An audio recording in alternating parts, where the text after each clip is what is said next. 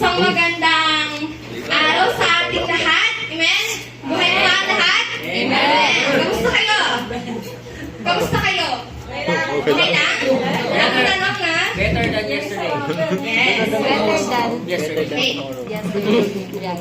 Para sa ating pasimula, tayo po'y makipagbukas sa Isaiah 41:10. Kung may dala po tayong Biblia. May dala po ba tayo? O makipagbukas po tayo?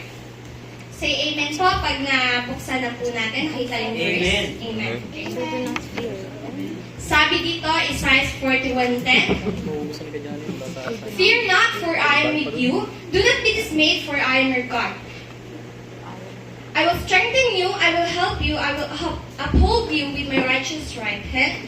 Bago po tayo dumakaw sa ating mensahe, hinihiling ko po ang bawat isa na tayo po'y muna manalangin para sa ating pasimula. Gracious God, we thank you for the wisdom and guidance found in your word.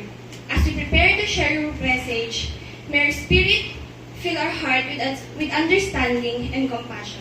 Help us to speak with clarity and love, that your truth may be known. In Jesus' name, amen. Fear. Fear. Sino ba yung matapang dito? Sino ba yung walang kinakatakutan? Taas ang kamay. Wala naman, di ba? Halos lahat tayo merong fear. Si Romeo matapang rin. Maliit na, Si Romeo matapang, malaki nagbenta na ng buko. bagay. Hindi ka May takot tayo. Ayaw ko lang. Hirap ka ng pinagta mo. Malamang si Romeo, ayan. Hintay mo to. Nagbenta ng Anong buko, hindi ka klaseng niya. takot ba yung nararamdaman natin? Nakaramdam na ba tayo ng takot right now? Ako kasi takot ako sa inyo ngayon. Pero usually, yung mga tao sa paligid natin, mas natatakot sila sa death. Di ba? Sabi nga ni Kuya Jano sa nakaraang preaching niya, ang pinaghahandaan lang ng tao ay death at saka marriage. May kulang pa ba ako? Bird. Saka Baliktad birth. na, namatay mo na. Break up. So, ayun.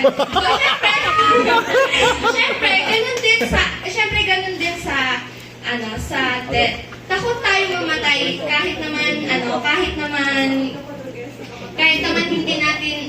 hindi tayo tanungin, alam natin sa sarili natin na takot tayo na madami tayong what if. So, ano nga ba ang fear? So, fear is a universal human Joke lang pala experience. pag-benta ganun. We all face moments of anxiety and doubt. So, gusto ko lang din mag-share ng history background about this Isaiah 41:10. So, bakit nga ba siya naisulat at para kanino nga ba siya? So, this Isaiah 41:10 is a message from God to the Jewish people who were taken captive in the Babylon. A period that lasted almost 70 years. So, sobrang tagal. So, isipin nyo yung takot na mararamdaman nila sa loob ng 70 years. During those 70 years of imprisonment, several kings ruled in Babylon. Actually, 4 kings ang dumaan sa Babylonia. But despite their circumstances, God sent a message of hope and reassurance through Isaiah. So, katulad ng Jewish people, nakaramdam din ako ng takot. Takot ako sa pinakamaliit na bagay, takot ako sa palaka kasi na-trauma ako sa palaka. So, takot ako. So, hindi ko talaga siya kayang labanan. Although, pinipilit kong labanan, pero natatakot talaga ako kasi na-trauma na ako sa kanya. At yung biggest fear ko naman sa ngayon ay kung anong kalagayan ko habang estudyante, kung anong kalagayan namin ng pamilya ko. So, natatakot ako. Baka hindi umayon sa plano namin, yung gusto ni Lord. Baka may mas dumating pang mas malaking problema. But God sent me a powerful message, a powerful verse. Assurance in Isaiah 41:10. This verse provides comfort and strength, reminding us of God's presence, power, and promises. So, doon nga kanina sinabi ko sa inyo, isipin nyo sa loob ng 70 years na yon na imprisonment, hindi biro yung takot na mararamdaman nyo. Di ba, ikaw nga, katulad di ba yan, nakulong siya sa CR, di ba, nakakatakot yun? Nakulong ka, Bea. Di ba, nakakatakot yun, nakulong ka sa CR, di ba? Oo. Ilang oras lang yun, hindi na hindi ka makakalabas. Wala kang Hindi ka na makakain. Ito kaya yung sa 70 years. Diba, may Trauma kasamang din ako, paghihirap. Grabe na yung pagkaduro ng tao mo niyan, di ba? Grabe na yung fear mo, na tipong hindi mo na kayang Lalo yung magtiwala. pinapapahirap. Right? Alam mo, sa panahon kasi ngayon, sabihin na natin o hindi, mga overthinker ang mga tao. Mahirap magtiwala. Di ba? True. Totoo. Mahirap di magbatawan. Bilang isang tao, paano naman natin overcome ang fear? So, there are two ways on how do we overcome fear. So, first, sorry. How do we overcome fear? So, first, to overcome fear, we need to build trust in God. Isaiah 41, verse 10a says here, so do not fear, for I am with you. Do not be dismayed, for I am your God. It says, do not fear. This is not a suggestion. This is a command from God. Trusting in God requires a conscious decision to focus on His promises rather than our fears. So how do we build trust in God? Paano nga ba?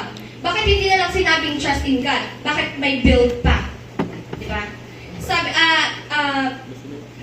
habang ginagawa ko to, ina-analyze ko din kung ano ba yung gagamitin ko. Kung maganda bang trust in God lang or build trust in God. So, as I research, may difference sila. Para sa akin, gusto kong gamitin yung build in trust. Kasi pag sinabing build, ano yun it's about strengthening the foundation of your trust in God. So it becomes more stable and resilient. Journey of pag-deep mo na lalo sa faith mo. So, kaya mas prefer ko, mas ginamit ko yung build trust in God.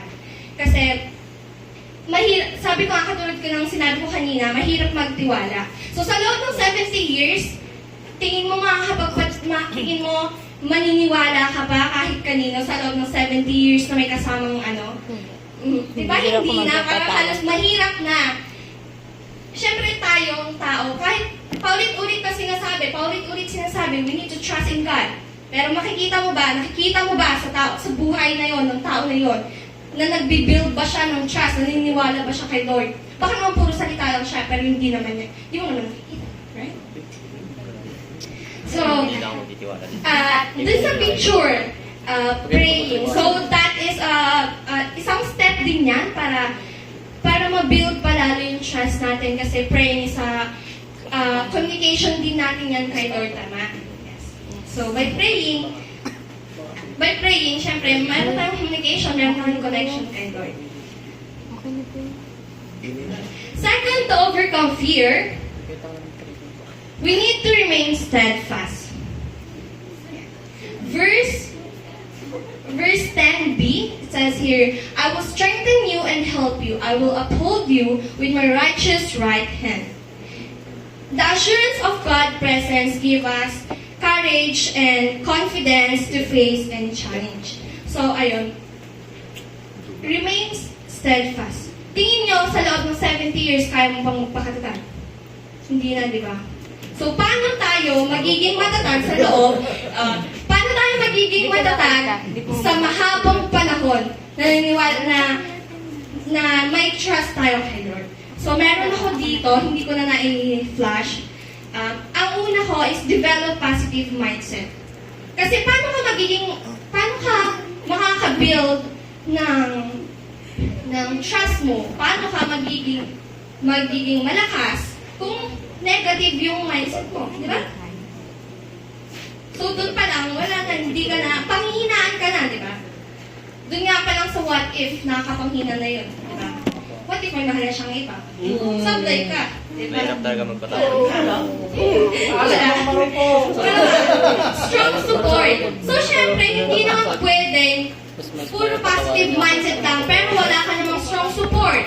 So, para sa akin, ang pinaka-the best na strong support is kay Lord. Di ba? Pinaka-the best siya, kay Lord, strong support. Kasi yung tao, pwede, kunyari, ako malungkot ako. Hindi ko talaga kaya. Pag nalulungkot ako, hindi hindi na voice out yung lungkot ko. Kailangan masasabi ko. So, meron akong pinagsasabihan. Katulad Wala pong niyan, ganyan. O, di ba? Pero tingin nyo ba, kung laging sa people na lang yung kumukuha kayo ng support, ng laging Hindi. strong support, tingin nyo ba, magiging malakas pa kayo? Eh, what if chismisin No. kayo niyan, di ba? O. Di ba? Wala na. So, para sa akin, ang best idea na magkaroon ka ng strong support is for God. And syempre, pangatlo, meron dito faith. So, kailangan natin maging matatag para meron tayong faith. At yung faith na yun, yun din yung nagpapalakas sa atin. At yung faith na yun, isa din yun para makapag-build tayo ng trust kay Lord. Amen. We can rely on God's help in every situation, knowing He is faithful to His promises. Yung partner niyo ba faithful? Yes. Hindi akong partner. Ewan. Wala po alam dyan. Si Lord Wala ang akong alam. faithful. Hindi ko na tinatanong kung faithful saan yan. ito eh. Yan din tinatanong. Hindi ko na alam yung mga ganyan. Ano So yun? Hindi ko na alam yung mga ganyan. Kaya ako na si Joe. So, as I conclude, ang sabi dito, God is a great comfort. Naniniwala ba kayo na great comfort si Lord? Amen. Amen. Kasi sabi, di ba, iba yung peace na binibigay sa atin ni Lord. Pag alam mong talagang galing kay Lord yung peace, di ba? Iba yun, iba. So, as I conclude this afternoon, Isaiah 41:10 is a powerful reminder of God's presence, strength, and support in our lives. As we face the challenges and uncertainties of life, let us hold firmly to the promise. Ano ba yung promise ni Lord ulit? So, ang promise ulit ni Lord ay Isaiah 41:10. So, do not fear, for I am with you. Do not be dismayed, for I am your God. I will strengthen you and help you. I will uphold you with my righteous right hand. Now, mga kapatid, I challenge you at this very moment to face your fears. Kahit na ako, nahihirapan pa akong i-face ang fears ko. Pero, I encourage you na i-face ang fears nyo with courage and faith. When fear tries to overwhelm you, stand firm in the knowledge that God's with us. Take that step of faith today and trust that God will guide you through whatever lies ahead. Ayun lang po. So, gusto ko pong manalangin tayo. Heavenly Father, we thank you for the assurance of your presence and the promise of your strength and help. Help us to trust in you and not be afraid, knowing that you are with us always. Uphold us with your righteous right hand and give us the courage to face each day with confidence in your unfailing love. In Jesus' name we pray. Amen. Amen.